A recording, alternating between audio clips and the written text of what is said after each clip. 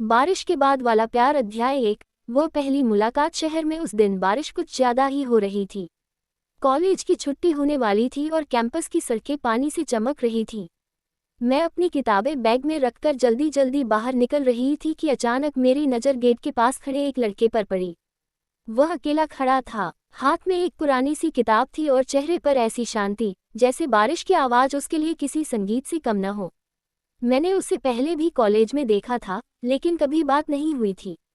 उसी समय तेज हवा चली और मेरे हाथ में पकड़ी कुछ किताबें नीचे गिर गईं। मैं झुकने ही वाली थी कि वह लड़का दौड़कर आया। रुको, मैं उठा देता हूँ। उसने सारी किताबें उठाकर मेरे हाथ में दे दी। थैंक यू, मैंने धीमे से कहा। कोई बात नहीं। मैंने पहली बार उसकी आंखों में देखा। उसकी मुस्कान बहुत साधारण थी, लेकिन जाने क्यों मेरे मन में कुछ देर तक बनी रही। तुम्हारा नाम? उसने पूछा। काजल। मैं आरव। बस इतनी सी मुलाकात थी, लेकिन कभी कभी जिंदगी की सबसे लंबी कहानी की शुरुआत कुछ शब्दों से ही होती है। अध्याय 2। दोस्ती की शुरुआत। अगले दिन कॉलेज पहुंची तो मेरी नज़र अनायास ही उसे ढूंढने लगी। मैं खुद से नाराज हो गई। मैं इसे क्यों ढूंढ रही हूँ? मैंने खुद को समझाया कि शायद कल की वजह से ध्यान चला गया होगा। लेकिन तभी कैंटीन के पास आवाज आई, काजल। मैंने पीछे मुड़कर देखा। आरव हाथ में 2 कप चाय लिए खड़ा था। तुम्हारे लिए। मेरे लिए। कल बारिश में तुम्हारी किताबें बचाने का इनाम। मैं हंस पड़ी। चाय के लिए इतना बड़ा बहाना? बहाना नहीं, दोस्ती की शुरुआत समझो। उस दिन हम काफी देर तक बातें करते रहे। पता चला कि आरव को किताबें पढ़ना पसंद था। उसे बारिश अच्छी लगती थी और वह अक्सर शाम को शहर की पुरानी झील के पास बैठा करता था। मुझे नहीं पता था कि ये दोस्ती कब मेरी जिंदगी का सबसे खूबसूरत हिस्सा बन जाएगी। दिन गुजरते गए, हम रोज मिलने लगे। कभी कैंटीन में चाय, कभी लाइब्रेरी में पढ़ाई, कभी कॉलेज के मैदान में लंबी बातें। आरव हमेशा मेरी बात ध्यान से सुनता था। अगर मैं उदास होती तो बिना पूछे समझ जाता। अगर मैं खुश होती तो मेरी खुशी में खुद भी खुश हो जाता। एक शाम मैंने उससे पूछा, तुम इतने अच्छे कैसे हो? वह मुस्कुराया। शायद इसलिए कि तुम मुझे अच्छा समझती हो। उस जवाब ने मुझे चुप कर दिया। अध्याय 3। अनकहा एहसास। सर्दियों की शुरुआत हो चुकी थी। कॉलेज में वार्षिक समारोह की तैयारियां चल रही थीं। मुझे मंच सजाने की जिम्मेदारी मिली थी और आरव कार्यक्रम की व्यवस्था देख रहा था। हम दिन भर साथ रहते। एक शाम कॉलेज लगभग खाली हो चुका था। मैं मंच पर बैठी सजावट के फूल ठीक कर रही थी। आरव पास आकर बोला, थक गई? थोड़ी। वह मेरे पास बैठ गया। कुछ देर दोनों चुप रहे। काजल, अगर कोई तुम्हें बहुत पसंद करता हो, लेकिन कहने से डरता हो, तो? मैंने उसकी तरफ देखा। तो उसे कह देना चाहिए। अगर डर हो कि सामने वाला दूर हो जाएगा। मैंने कुछ सोचकर कहा, सच्चे रिश्ते सिर्फ एक बात से खत्म नहीं होते। वह मुस्कुराया। तुम्हें कैसे पता? पता नहीं। उसने मेरी आंखों में देखा। उस पल मुझे पहली बार लगा कि उसकी बातों के पीछे शायद कोई छिपा हुआ एहसास है, और शायद मेरे दिल में भी। अध्याय 4। वह खत। अगले दिन मेरी किताब के अंदर एक छोटा सा कागज मिला। उस पर लिखा था, कुछ लोग जिंदगी में अचानक आते हैं और फिर धीरे धीरे जिंदगी का जरूरी हिस्सा बन जाते हैं। नीचे कोई नाम नहीं था। मैं समझ गई कि वह आरव का था। मैंने पूरा दिन उसे देखा, लेकिन कुछ नहीं पूछा। शाम को वह मेरे पास आया। खत मिला। मैंने सिर हिलाया। तुमने लिखा था? उसने कुछ नहीं कहा। मैंने मुस्कुराकर पूछा, किसके लिए था? जिसके लिए था, वह समझ गई होगी। मेरे चेहरे पर मुस्कान आ गई। मैंने धीरे से कहा, शायद। उस दिन हम दोनों ने प्यार शब्द नहीं बोला, लेकिन दोनों जानते थे कि हमारे बीच अब सिर्फ दोस्ती नहीं रही।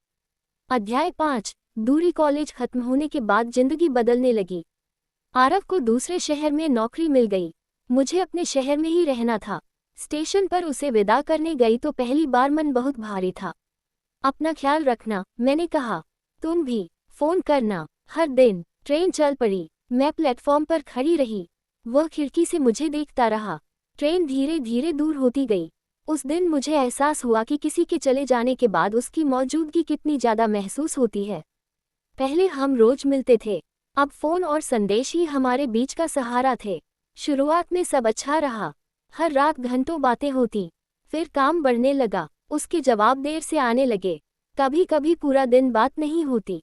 मैं खुद को समझाती, वह व्यस्त होगा, लेकिन दिल हमेशा तर्क नहीं मानता। अध्याय 6। गलतफहमी। एक दिन मैंने उसे फोन किया। उसने नहीं उठाया। कुछ देर बाद संदेश आया, आज बहुत व्यस्त हूँ, बाद में बात करूँगा। मैंने फ़ोन रख दिया। उसी रात सोशल मीडिया पर मैंने उसकी तस्वीर देखी। वह अपने ऑफिस के कुछ लोगों के साथ था। एक लड़की उसके पास खड़ी थी। मेरे मन में अचानक अजीब सी बेचैनी हुई। मैंने उससे कुछ नहीं पूछा, अगले दिन भी नहीं। फिर 3 दिन तक हमारी ठीक से बात नहीं हुई। चौथे दिन उसने फ़ोन किया, काजल तुम नाराज हो? नहीं, झूठ बोल रही हो। मैं चुप रही। क्या हुआ? मैंने आखिर कह दिया, तुम बदल गए हो। फ़ोन की दूसरी तरफ कुछ सेकंड खामोशी रही। फिर उसने कहा, मैं बदला नहीं हूँ, बस हालात बदल गए हैं। लेकिन तुम्हारे पास मेरे लिए समय नहीं है। ऐसा नहीं है तो कैसा है? उसके पास कोई जवाब नहीं था। मैंने फ़ोन काट दिया। उस रात मैं बहुत देर तक सो नहीं सकी। अध्याय 7। इंतजार। समय गुजरता गया, हमारी बातें कम होती गईं, लेकिन प्यार कम नहीं हुआ। मैं रोज उसका फ़ोन आने का इंतजार करती। वह शायद अपनी तरफ से कोशिश करता था, लेकिन हमारे बीच बनी दूरी धीरे धीरे बड़ी होती जा रही थी। एक दिन मेरी तबीयत खराब थी। फ़ोन देखा तो आरव का संदेश था, तुम ठीक हो? मैं हैरान हुई, तुम्हें कैसे पता? उसका जवाब आया, तुम्हारी आवाज़ कल ठीक नहीं लग रही थी। मैं मुस्कुरा दी। शायद दूरी के बावजूद वह मुझे उतना ही समझता था। मैंने लिखा, मैं ठीक हूँ। उसने तुरंत फ़ोन किया, सच? हाँ काजल, मैं तुम्हें खोना नहीं चाहता। मेरी आंखें नम हो गईं। मैंने कहा, तो फिर मुझे अकेला मत छोड़ना। वह कुछ देर चुप रहा, फिर बोला, मैं कोशिश करूँगा। अध्याय 8। 1 साल बाद 1 साल गुजर गया।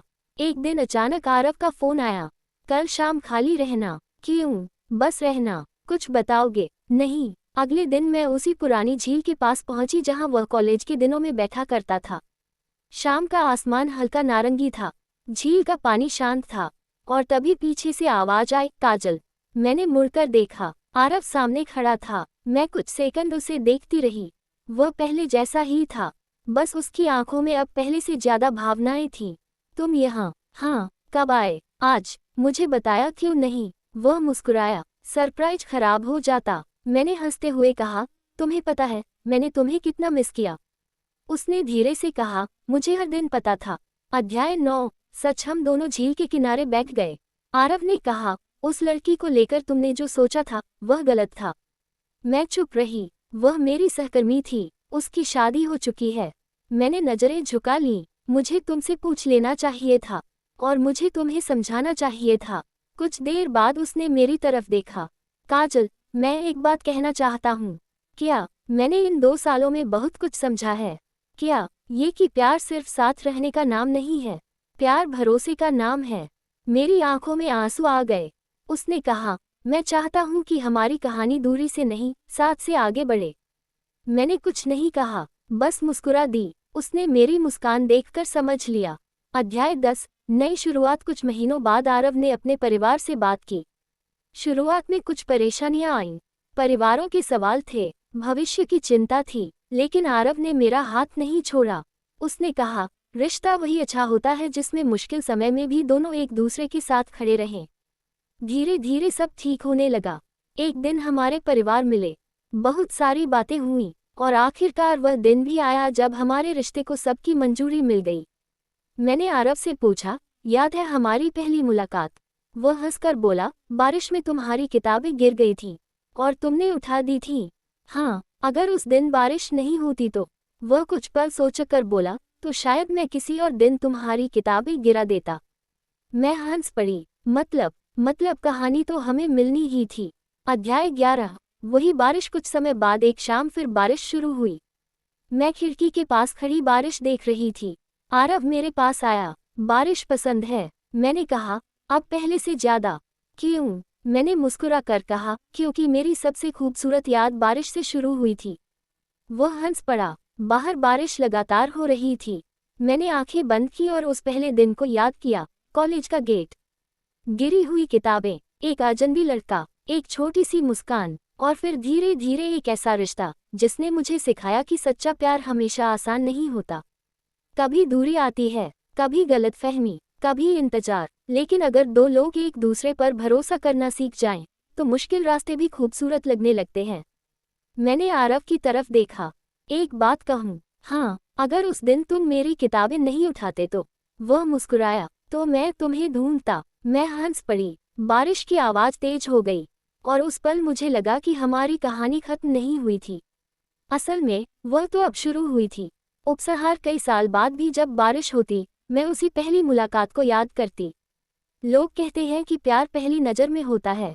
मुझे नहीं पता ये सच है या नहीं, लेकिन मैं इतना ज़रूर जानती हूँ कि कभी कभी किसी इंसान से मिलने का एक छोटा सा पल पूरी जिंदगी की दिशा बदल देता है। मेरे लिए वह पल बारिश वाला था। एक किताब जमीन पर गिरी थी, एक लड़के ने उसे उठाया था, और उस किताब के साथ उसने मेरे जीवन की एक नई कहानी भी उठा ली थी। उस कहानी का नाम था बारिश के बाद वाला प्यार।